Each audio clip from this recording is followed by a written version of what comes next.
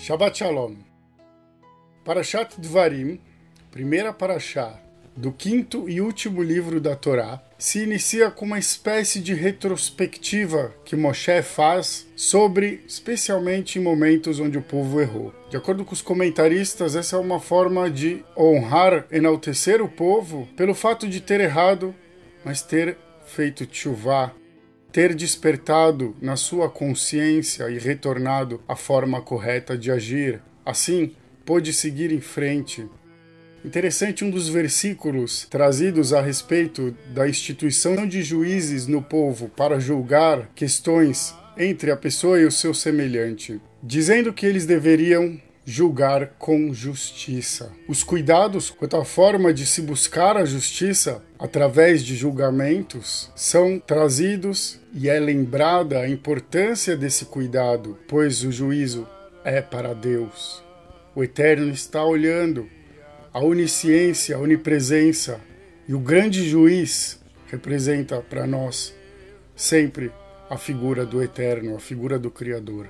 Nossos erros são relembrados justamente como antecedentes e nos fazem refletir sobre a vergonha que se carrega quando foge-se de um erro, quando foge-se da responsabilidade, da consciência que um erro deve despertar. Errar faz parte do processo do aprendizado, quando lamentavelmente não conseguimos desenvolvê-lo pelo acerto, pela forma ideal. O erro nos dá a oportunidade de deixarmos o orgulho e conseguimos não repeti-lo, e sim acertar. Dessa maneira, tantos erros, tantas passagens importantes são trazidas, mas não para abalar, não para diminuir o nosso povo, e sim para louvá-lo, pois em cada um desses desafios tivemos que passar pelo caminho estreito, tivemos que fazer o caminho mais difícil para conseguir seguir em frente. Se as tábuas da lei não tivessem sido quebradas,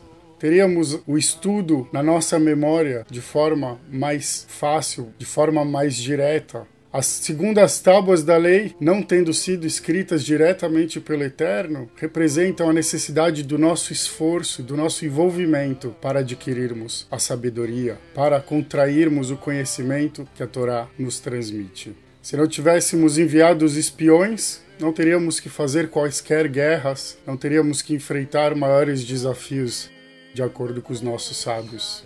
Essa é uma porção de muito aprendizado no que tange a nossa história, no que tange a nossa responsabilidade coletiva em relação ao que ela nos ensina, num período do ano onde justamente fazemos luto para lembrar dos nossos erros e como eles causaram diretamente grandes desgraças como consequência. O Tratado de Gittin, no Talmud, nos conta a história de Kamtsa e Bar Kamtsa, uma história que reflete, lamentavelmente, a mentalidade negativa da comunidade quando foca nos seus interesses, quando foca no seu próprio ego e não na vontade divina. Em torno do ano 60 da Era Comum, rico da cidade de Jerusalém, convoca uma festa muito grande, todos os sábios, as pessoas da comunidade importantes, e manda seu servo convidar um grande amigo chamado Kamtsa. Ocorre que esse célebre rico da cidade, infelizmente, tinha uma desavença muito grande com aquele que a gente acredita ser filho justamente de Kamtsa, chamado pelo Talmud de Bar Kamtsa, Bar em aramaico filho, assim como Bar Mitzvah, filho da Mitzvah. O servo, lamentavelmente, se confunde e acaba trazendo para a festa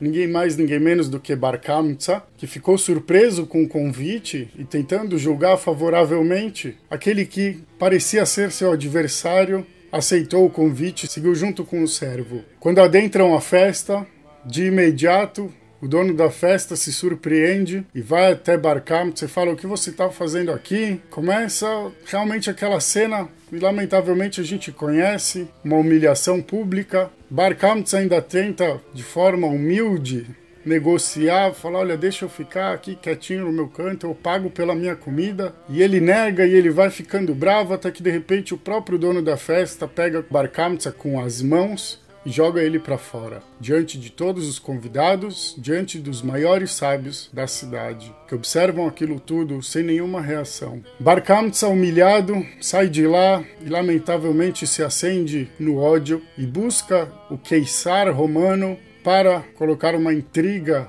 junto a seus irmãos, e diz para o Queisar que o povo está se rebelando contra ele e que a prova poderia ser apresentada caso ele mandasse um bezerro para ser oferendado no templo. Bar Kamsa se incumbe de levar o carneiro e, na calada da noite, conta o Talmud, ele coloca uma imperfeição não visível à primeira vista, sabendo que aquilo vai fazer com que os sábios recusem a oferenda para o templo. Ele faz um pequeno detalhe no bezerro. Desse modo, quando apresentado para os sábios, eles percebem que existe uma imperfeição naquele bezerro e começam a se questionar caso deveriam abrir uma exceção, uma vez que isso poderia garantir a paz com a autoridade que se sobrepunha a eles no momento. O templo acaba por ser destruído como consequência direta dessa história, como diz o Talmud, e nos traz nessa passagem justamente a reflexão da importância de praticarmos o amor gratuito, a começar pela nossa casa, pela nossa família, pelo nosso povo. Estamos num momento muito delicado do calendário. Estamos em um momento muito delicado da história, vivendo uma pandemia mundial. Sinais antevistos no Tanar começam a aparecer, com pessoas despertando e querendo retornar às suas origens, querendo retornar ao nosso povo. Algo que sonhamos e pedimos em nossas rezas. E eis que encontramos mais uma vez a intolerância, o preconceito, a arrogância que conduziu à destruição do segundo templo, confirmando algo muito duro que os sábios dizem: cada geração que não reconstrói o templo, cada geração que não corrige os seus erros, lamentavelmente é como se estivesse destruindo mais uma vez. Cabe a nós a construção. Esse Shabat é chamado de Shabat Hazon, o Shabat da visão, o Shabat que lemos no começo do livro de Ishaial, quando o profeta traz as palavras divinas, logo na abertura, expressando o sentimento dos pais em relação aos filhos teimosos que insistem em brigar entre si. Banim gidalti veromamti veem pashubi. Filhos, eu criei, eu engrandeci, e eles se rebelaram contra mim, se rebelaram contra si mesmos. Somos todos um, todos carregamos a imagem divina. E a começar pelos filhos mais velhos que somos, enquanto Israel, temos o dever de corrigir as nossas falhas, de diminuir o nosso orgulho através justamente da empatia e do amor ao próximo. A justiça é para Deus, mas os reflexos e consequências da prática e da busca sincera são para a humanidade. Que venham dias melhores. Shabbat Shalom.